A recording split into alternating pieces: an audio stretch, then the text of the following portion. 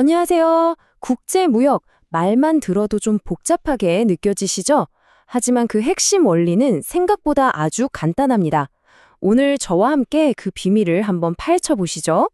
자, 그래서 오늘 우리가 던져볼 핵심 질문은 바로 이겁니다. 자유무역이 모두에게 이익이라고들 하는데 과연 그럴까요? 정말로 모두가 함께 웃을 수 있는 게임일까요? 오늘 설명의 핵심이 바로 이 질문에 대한 답을 찾는 겁니다. 자, 국제무역하면 뭔가 되게 복잡할 것 같잖아요. 근데 사실은요, 모든 걸 결정하는 정말 단순한 원칙이 딱 하나 있습니다. 그게 뭐냐면 바로 가격이에요. 이 가격이라는 신호 하나가 어떤 나라가 물건을 팔지 아니면 살지를 결정한다는 거죠.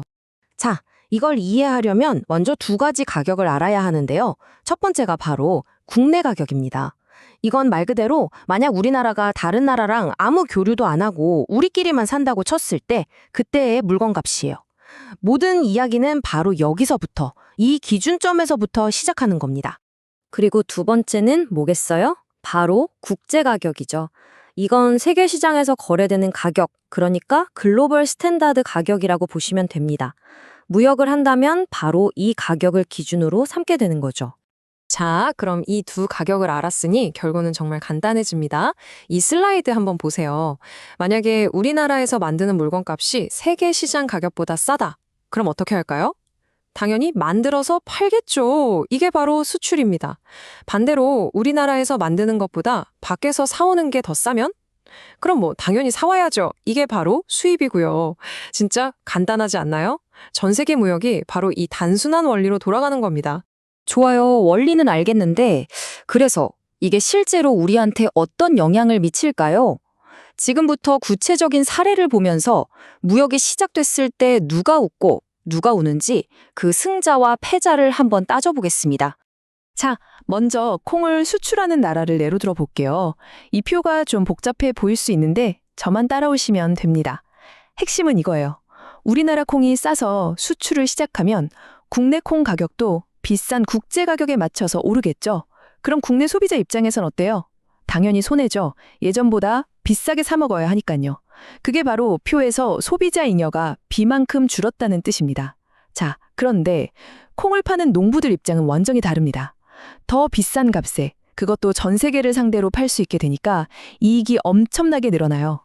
B 더하기 D만큼이 나요. 그럼 전체적으로 계산을 해보면 어떻게 될까요? 소비자가 잃은 B를 생산자가 얻은 이익으로 메우고도 D만큼의 이익이 나라 전체에 추가로 생기는 겁니다. 이게 핵심이에요. 네, 바로 이겁니다. 정리를 해보면 수출을 하게 되면 국내 생산자는 승자가 되고 국내 소비자는 패자가 됩니다. 하지만 중요한 건 뭐다? 승자가 얻는 이익이 패자가 입는 손실보다 훨씬 커서 나라 전체의 경제라는 파이 자체는 더 커진다는 사실입니다. 자, 그럼 반대로 수입하는 경우는 어떨까요? 이번엔 TV를 예로 들어보죠. 외국산 TV가 훨씬 싸서 우리가 수입을 한다고 생각해 보세요. 그럼 국내 TV 가격도 덩달아 떨어지겠죠? 자, 이번엔 누가 울고 누가 웃을까요? 당연히 국내에서 TV를 만들던 생산자들은 힘들어집니다. 가격 경쟁에서 밀리니까요. 표에서 보면 B만큼 손해를 보죠. 하지만 소비자들은요? 그야말로 축제죠. 훨씬 싼 값에 TV를 살 수 있게 되면서 B 더하기 D만큼이나 큰 이익을 얻게 됩니다. 자, 또 계산해 볼까요? 생산자의 손해를 소비자의 이익으로 다 덮고도 또다시 D만큼의 이익이 나라 전체에 남게 됩니다. 결과는 똑같죠? 네, 다시 한번 정리해 드릴게요. 수입을 하면 이번엔 소비자가 승자, 생산자가 패자가 됩니다. 하지만 이번에도 역시 승자의 이익이 패자의 손실보다 훨씬 큽니다. 그러니까 결론은 뭐다? 수출을 하든 수입을 하든 자유무역은 언제나 국가 전체의 경제 파이를 더 크게 만든다. 이게 바로 경제학이 말하는 대원칙입니다. 그런데 여기서 정말 이상한 점이 생깁니다. 아니, 이렇게 계산상으로 따져보면 무조건 이득인데 왜 현실 세계에서는 자유무역 반대 시위가 끊이지 않고 정치인들은 늘 이걸로 싸우는 걸까요? 이쯤 되면 정말 궁금해지죠.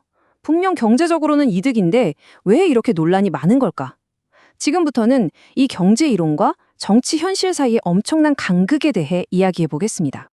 네, 바로 이 무역을 둘러싼 정치의 역설, 그 이유를 지금부터 파헤쳐 보겠습니다.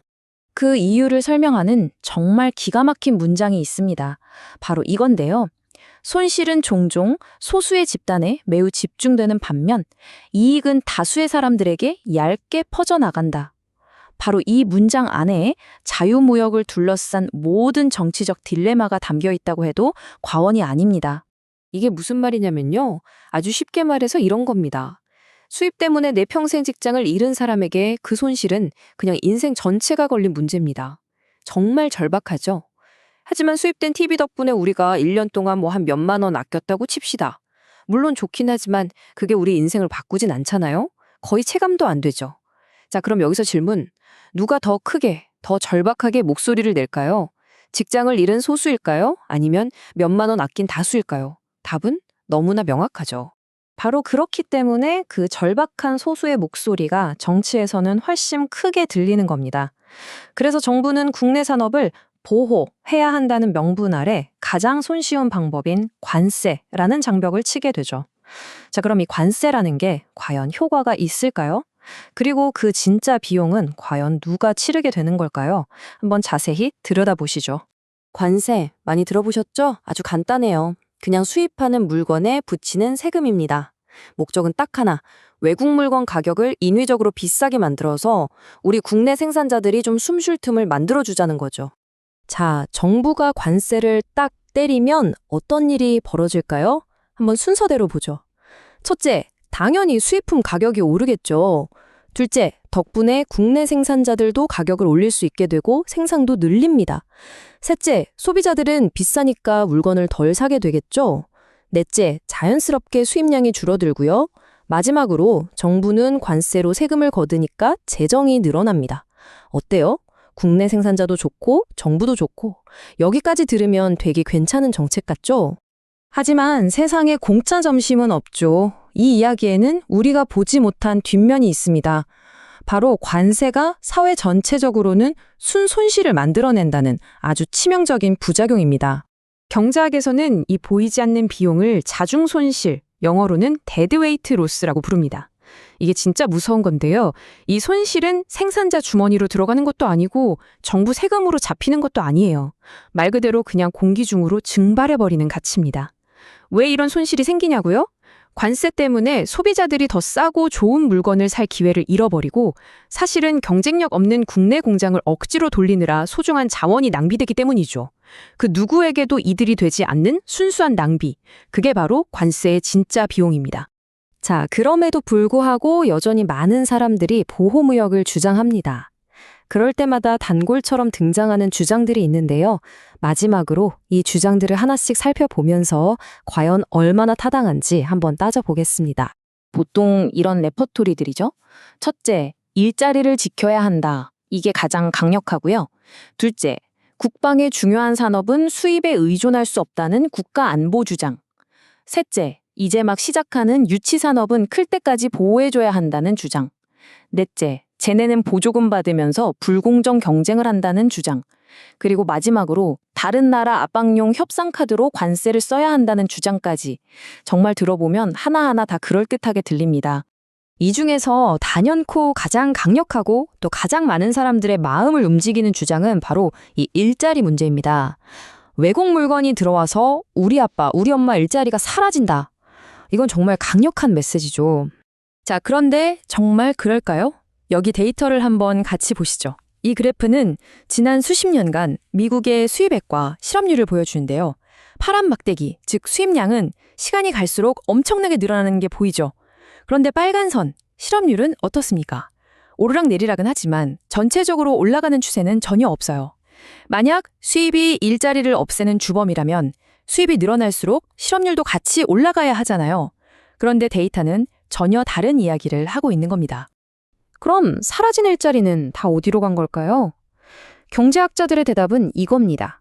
무역은 일자리의 개수를 줄이는 게 아니라 일자리의 종류를 바꾼다는 겁니다. 이걸 일자리의 재배치라고 하는데요.